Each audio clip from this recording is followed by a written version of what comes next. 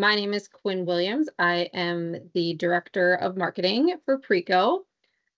Today, our webinar is going to be die cutting plastics, fast, clean, and precise. We are going to have about a 15-minute presentation from Zach Haddock, 20-minute presentation, 15 minutes of question and answers. And you can go ahead and submit those questions if you have them at any time through that little Q&A button at the top.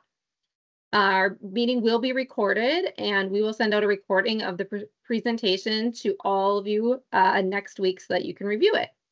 Our agenda for the day is reviewing common plastics, trade names and plastic types, tips for die cutting plastics, special cutting considerations, and cutting thick plastics. A little about Zach. He is the Managing Director of Advanced Energy. He graduated from Pittsburgh State University in 2003 and has been with Preco for many years, since 2007.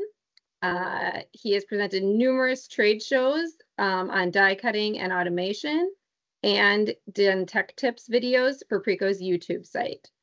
Zach is also a member of the International Association of Die Cutters and Die Makers tech team, and he serves on subject matter expertise. So thank you very much. And Zach, go right ahead. Thank you, Quinn. I appreciate that. So obviously we're going to talk a little bit about die cutting plastics, and plastics it's an interesting thing. There are so many different types of plastics out there, right? So if I tossed a Bic pen to anybody out there right now and said, what is that made of? You're going to say it's made out of plastic. And you would not be wrong about that. It is in fact made of plastic. But the reality is there's all kinds of different subsets. And I like to use what I call the soda analogy for that.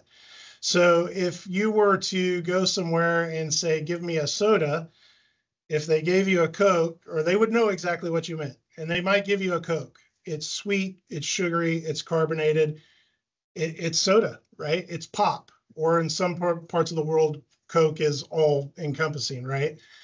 But the reality is within that grouping, there's also Mountain Dew, right? It is still soda or pop, and it is still sweet and it is still sugary, but now it's yellow and maybe has a little bit of citrus.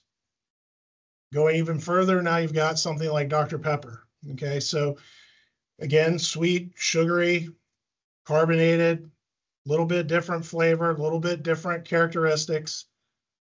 But what about inside of that? Then you might have the same category where you've now got even a different subset within its own category.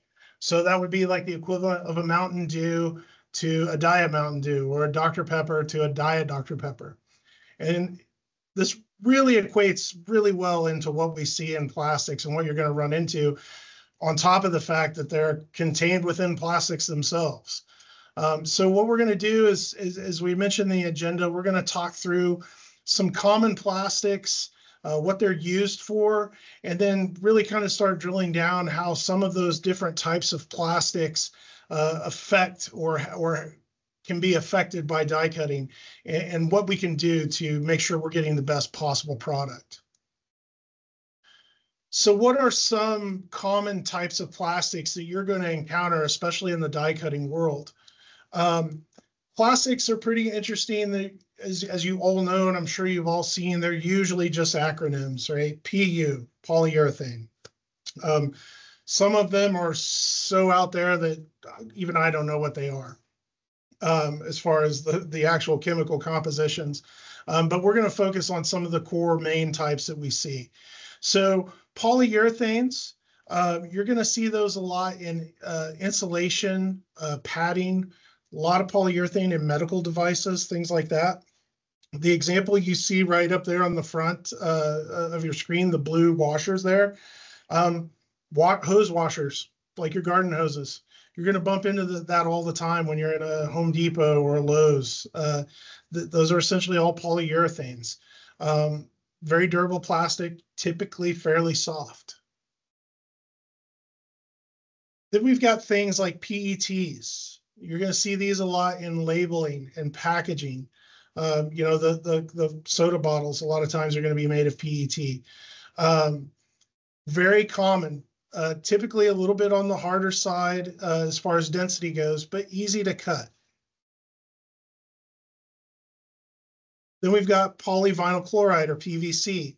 You're going to see this a lot in insulators and protective films.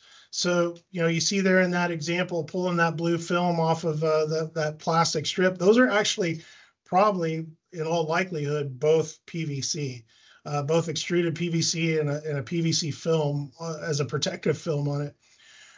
Everybody runs into this all the time. If you've got an electronic device in your home, I guarantee you have probably peeled a PVC protective film off of it. It's very, very common. Soft plastic die cuts fairly well as long as we have sharp tools. And typically we would look to do this with a mechanical die cut because PVCs can throw some gears and there's sand in the gears when it comes to laser cutting. Not impossible, but some other things that we have to consider on that. Then we have HIPS, or high impact polystyrenes. You're going to see a lot of this in displays and signage. Your novelty license plates you see on the front of cars, things like that. Or, everybody has stepped on a Lego at some point. You can thank the creator of high impact polystyrene for that wonderful experience, especially if you have kids, leaving them all over the place. Then you have EPS, which is expanded polystyrene. So you see right there, we've got kind of a subset there: high impact polystyrene, expanded polystyrene. Anytime you see something with the expanded in it, it's essentially we're talking about a plastic foam, and really, most foams are plastics. But expanded polystyrene, packaging, insulation, your Sonic cups, all of those things are EPS. Fairly typically easy to cut. Typically, though, you're going to see it in thicker forms. So there's some considerations, and we'll talk about that a little bit down the road. But that's what we're talking about when we say styrofoam, right? Styrofoam is just a trade name, and it's all it is expanded polystyrene. And then there's a whole bunch of others in there as well, right? We've got PETG, HDPE, which stands for high density polyethylene. And we've got LDPE, it means low density polyethylene, polypropylene, polyethylene, expanded polyethylene, polycarbonate. All of those are different subsets of plastics with different properties. So you can see there the blue non-woven there. That could be an HDPE. Fabrics, you have plastic fabrics. I'm actually wearing a polyester shirt right now. So technically I'm wearing a plastic shirt. Really a whole bunch of different subsets that we could run into. So one of the things that can happen, though, is you run into trade names when it comes to plastic, and that can cause some confusion when we're trying to figure out what are the properties of the plastic we're trying to cut. So, for example, pretty much everybody has heard the term Tyvek at some point, especially if you're anywhere near any sort of medical field or in the construction trade. All Tyvek is high-density polyethylene. It's just DuPont's trade name for it. The Tyvek suits, the bunny suits, if you've ever been in a clean room, you've probably worn a Tyvek suit. Painters will wear them. It's a breathable fabric, essentially. Then you have Kapton. Kapton is polyimide. Again, Kapton is a trade name. Kapton is an insulator, and it's used in a lot of electronics, and it's used a lot in aerospace, particularly because it has very, very good heat-resistant properties. So it's typically pretty thin. It's really relatively easy to cut. Cuts really well with laser or mechanical die cutting. But that's all it is. Kapton is polyimide. And then you've got Lexan. We've probably all heard the term Lexan before. Sometimes you'll also hear it called bulletproof glass. It is a very hard plastic, but Lexan at the end of the day is just polycarbonate. So one little tip I can give you is when you run into a trade name, you might have a customer come up to you and say, hey, I need you to cut some Lexan, and maybe you've never done it before. The first step is to figure out exactly what kind of plastic it is. And the best advice I can give you on that is to, first off, go ahead and feel free to reach out to us here. We're happy to help on that. We see all kinds of different plastics that we cut. And you can also, just Google it, say, what is Lexan? But either one of those, knowledge is always power and information is always key. So once you figure out what type of plastic it is, then you can get a spec sheet on it, start looking at densities, and then start drilling down how it's best going to process. So let's talk about some really high-level general tips for die cutting plastics, okay? The number one thing that I can tell you that's almost universal is a sharp rule is critical. Now, it's really easy to say that a sharp rule is critical no matter what type of die cutting you're doing, and that for all intents and purposes is fairly true. But there's a lot of materials out there too that the die does not have to be sharp and it will still cut the material just fine. Plastics tend to not be in that category. There's some very specific things that can happen if you're trying to use a dull rule to cut either soft or hard plastics. The first one being that if you have a dull rule and you're trying to do a kiss cut onto, say, a harder material, like a paper liner, say for example, you've got a graphic vinyl and you're trying to cut some vinyl labels and they're on, say, like a paper craft liner. If that rule is dull, the vinyl is so soft, what is going to happen is as the rule comes down and it pushes against the vinyl is not going to pierce. It's just going to stretch. And it's going to start to compress that paper liner until the paper liner fractures. And you'll get this really interesting effect where your paper liner is cut, but the vinyl is not. That is almost universally caused by having a dull rule. You either have an old die, somebody hit the die hard on the plate and blunted the tip, but I can almost with assuredly guarantee you that if you put a new sharp die in there, it will cut just fine. The other side of that coin is when you're on hard plastics, say like a polycarbonate, if that rule is dull, you can get multiple fracture points in your material. So it will still cut, but you'll end up with an effect of what we call angel hairing. So you have to remember that what's going on when you are die cutting, you're not essentially cutting anything. We're just putting such a large amount of force behind the tip of the rule here that the material is actually bursting or fracturing. That's how we can cut most materials without actually having to drive the blade all the way through. The problem is if we have a dull tip, we actually will end up getting 2 fracture points in those hard plastics. So you'll have a cut part here, and then you'll have a little kind of white halo. That's why they call it angel hairs around the part. And a lot of times that's undesirable. But if we have a sharp rule or even like a compound bevel, a polish rule, a lot of times you can cut those hard plastics like a polycarbonate with with almost a polished edge on them after they cut through. So another thing to consider on that with soft plastics is using a serrated rule or a ground rule, which we'll talk here in a little bit, can help with that as well because it helps to pierce through those soft plastics.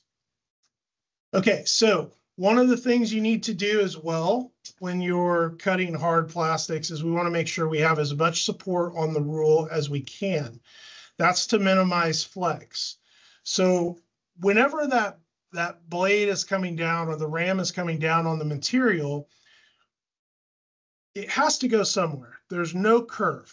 Okay, so as the blade penetrates, the material is going to try to move out laterally away from the blade, and it's probably going to try to move that blade with it, and it's going to flex. The problem is if you've got unsupported blade and it's flexing as it goes through the material, you can almost get like this shaving effect. as it goes down, which can contribute to angel hairs as well. So it's really important that you have as much rule support as possible, given the thickness of the plastic you're cutting. So if you're cutting, say, 10 mil thick polycarbonate, well, you probably want to do a 937 rule and make sure you have a 3/4 inch board so that you've got the most support on that rule possible. So what are some special considerations for maybe like even more specialty plastics like spun bonds or non-wovens, things like that? Well, the first one out of the gate is to try to eliminate joints in our rules.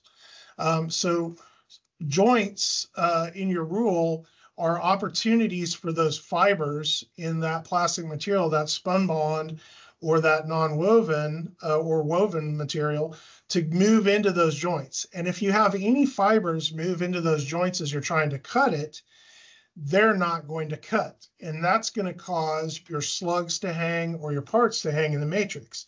And it's going to cause, in turn, a lot of gray hairs trying to get those out.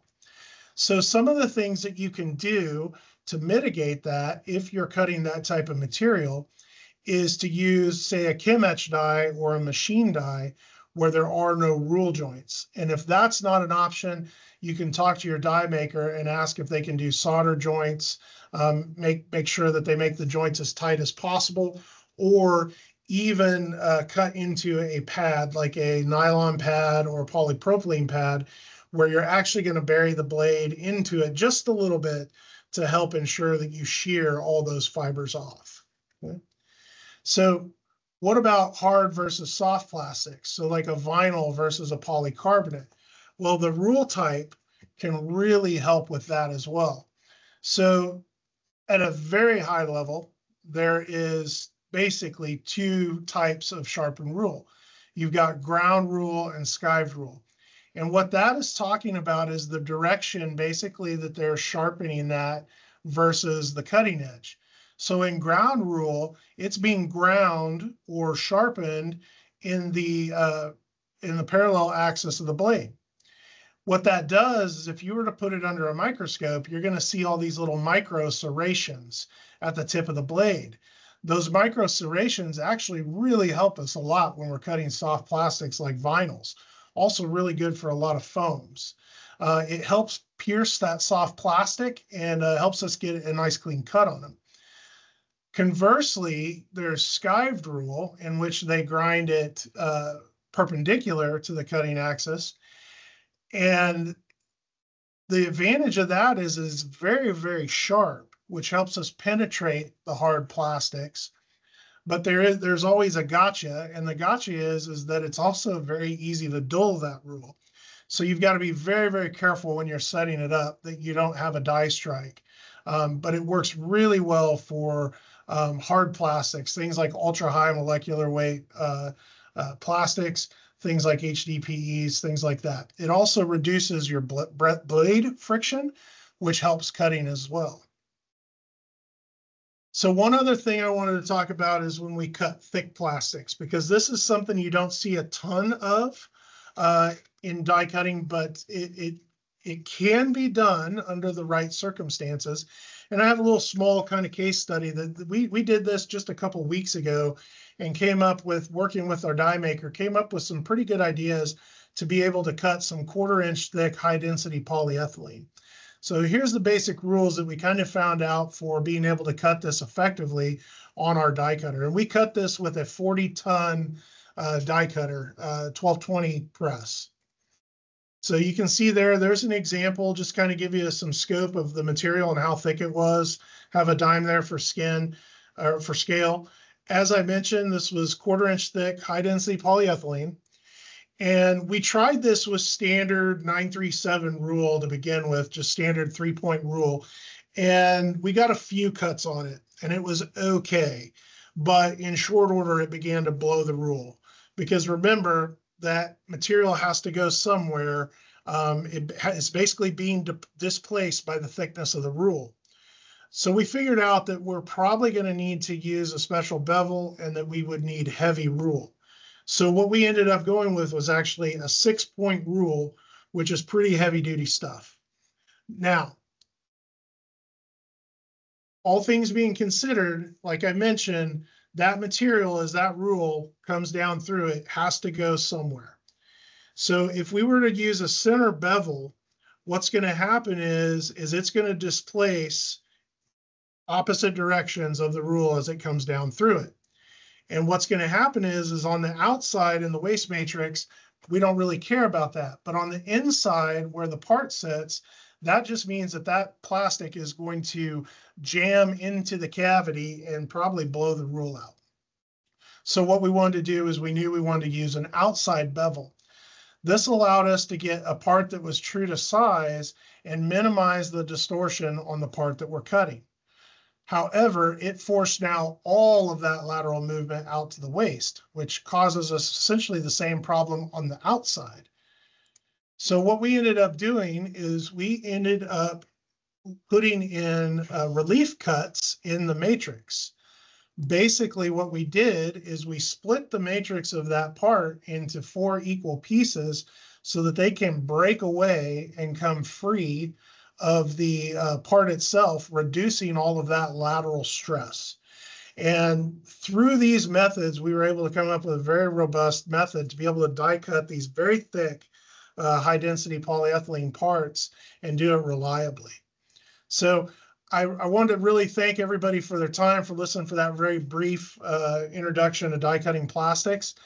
I just want to mention again that I am always happy to be a resource. We at Preco are always happy to be a resource.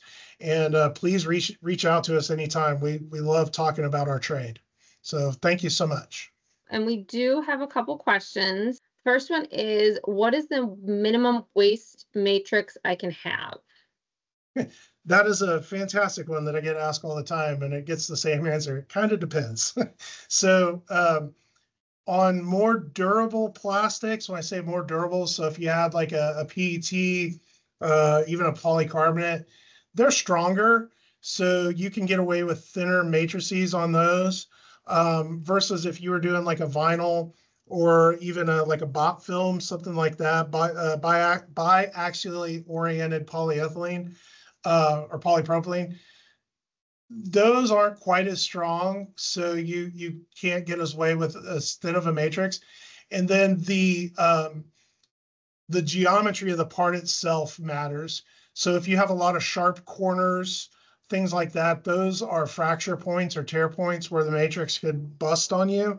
If you've got a part that has a lot of radiuses in it or sweeping curves, it'll tend to be stronger in that instance. So I wish there was a end-all be-all answer to that, but it's kind of situational. You can kind of draw some general rules of thumb. Usually on, say, like a PET or polycarbonate, if we're going in that 5 mil to 10 mil range, I usually will plan for about an 1/8 inch waste matrix all the way around, something like that. Perfect. Another question we have is, there are small visible lines in some areas of my part just inside the cut line. What causes these? Yeah, so you will see those every now and then. And it's not, I'm not saying this is always the answer, but I can give you kind of some scoping things to look for. Where you typically will see those is when you get like a narrow leg on a part, basically an area where you've got one rule that's not very far from another. And what's going on there, believe it or not, is exactly what I was talking about with that lateral movement as the blade comes down. So what's happening is you've got your part being pushed away from the blade on the right. At the same time, the other side is being pushed away from the blade on the left. And it's actually causing the plastic to buckle and forming a little crease. And what you're seeing is that crease. So some simple fixes for that. The first thing right out of the gate that you could try to fix on your own on press is to go grab some ejection rubber if you have it on the shelf and put the densest ejection rubber you can in there. I'll throw the caveat on it, though, that there will be a risk that you might blow your rule trying this. But the idea is you're trying to keep everything compressed flat while it goes down. But realistically, the best fix is going to be the bevel on the rule. So either go to you know, an outside bevel or a compound double bevel, something like that. Try to relieve the amount of lateral force on the interior where your part is. Force it all out to the waist where you don't really care what that looks like. All right. Our next one is, I'm having issues kiss cutting without blow through on a thin poly liner. What can I do? Yeah, so there's a couple things on that it could be. It could be like what we discussed earlier, that you've got dull rule and you're cutting a soft material. But also what can happen is, so like one of the basic kind of fundamental rules of when we die cut stuff is, for the most part, we can cut anything as long as what we're cutting is softer than what we're cutting against, right? But that's not always an option for us. Sometimes we may have, say, like a really thin 2 mil poly liner and a really tough, dense material on top of it. You know, a prime example being like some reflective material. Some reflective, you know, graphic materials actually have glass beads in them, and that stuff is really, really hard. And if you're trying to cut to a thin liner beneath it, sometimes the shock wave of that top material bursting can actually cause the thin liner beneath it to burst as well. So if it's not an issue of that you've got rule that's not sharp, and you've kind of narrowed it down to, well, I've just got this really delicate liner and I've got a really beefy material on top of it. One thing you can try to do is you can actually cut with your make ready sheet or your fish paper on top of your cutting plate versus underneath it. And what it does is it ends up acting almost like a deadener or a silencer. And so when you have that action of that burst coming through, it absorbs it so that it doesn't cause that liner to burst underneath. And as crazy as it sounds, in the right application, it's like night and day. Exact. Next question. What are some simple starting points for packing, foaming, or preparing a steel rule tool? Yeah, that's a great question. So the first one is just starting with, you know, the basics. First off, if you're gonna pack your own die, make sure you use an actual ejection rubber. Let's face it, those of us that are out there cutting plastics and cutting foams, we probably have a boatload of foam sitting on the shelf. Not all foams are meant to be ejection rubber or meant to be die packing. You want to make sure that you've got the right stuff so that it doesn't degrade over time, because it may work for a few cycles of the die, but then as it starts to degrade, you're gonna be going crazy wondering why things changed on you. The second rule is that for the most part, you know, a lot of materials, a lot of dies cut just fine with doing what they call full rubbering, where you're just going to lay a big sheet of the ejection rubber across the die, cycle it, it cuts it, basically the blade cuts through, and there you go, you're good to go. It's not always the best. Realistically, you're better served to do spot rubbering, whereas rather than using one big sheet of ejection rubber on the die, to go forth and strategically add blocks of rubber. And really what you're looking for is you want just enough rubber to kick the material out of the cavity and no more. That's really going to give you your best cut quality and give you cause you less issues, especially if you're cutting material. Say you're cutting some plastics that have an adhesive laminated on it. If you full rubber it, again, we're talking about that lateral motion coming out from the blade. It's just going to squeeze the adhesive up the blade, and it's going to heal the adhesive back together. And we want to mitigate that. So spot rubbering or having your die maker, you can actually ask them to water jet cut the rubber for you and tell them, hey, I want it cut back, you know, an 1/8, 1/16 of an inch away from the rule. That really, really helps a lot. So the other side too is if you're doing it yourself, you really do need to have several different densities of rubber. You know, if you're cutting a hard, thin plastic, you probably want a more dense ejection rubber to keep it pinned down flat so that it doesn't buckle when you cut it. Otherwise, if it's a high tolerance part, you might run into some issues with the dimensions on it. Perfect. The next question, how do we sharpen rule for a kiss cut of soft material, PET or PU? So the question would be, how do you sharpen it, or how do you ensure it's sharp? My opinion on it is that a steel rule die is such a low cost tool that I don't think I would ever try to resharpen one. At that point, I would probably ask my die maker to either re-rule it or just get a new die and ask for, like a ground polish rule, long center bevel, something that's going to be really sharp from the get-go, and then take care of it.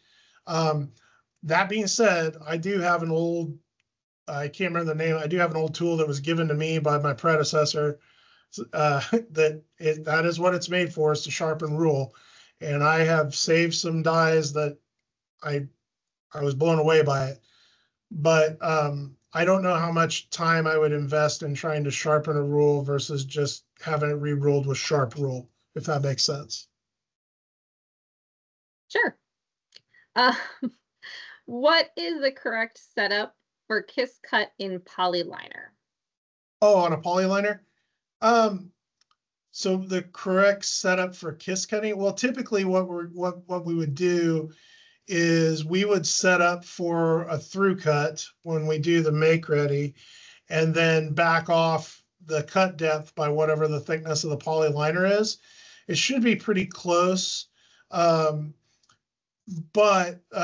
if you're going the other way with it and you're going to come down and work your way into it, what you want to do is you want to keep working your way down depth wise until you've got about a minimum of 80% of the whole area kiss cutting. You might have a few areas that are not, but if you can get to that 80, maybe even 90% of its kiss cutting, then I would go in and I would use my make ready to shim it up the rest of the way. Now you might have some points that maybe are cutting a little bit too deep and they're blowing through. At that point, you got to make the decision. Do you back it up a little bit and then make ready the rest out? This is where I'm going to kind of look at it and say, okay, I backed it out. I'm not blowing through now, but now maybe I've only got 50% cutting.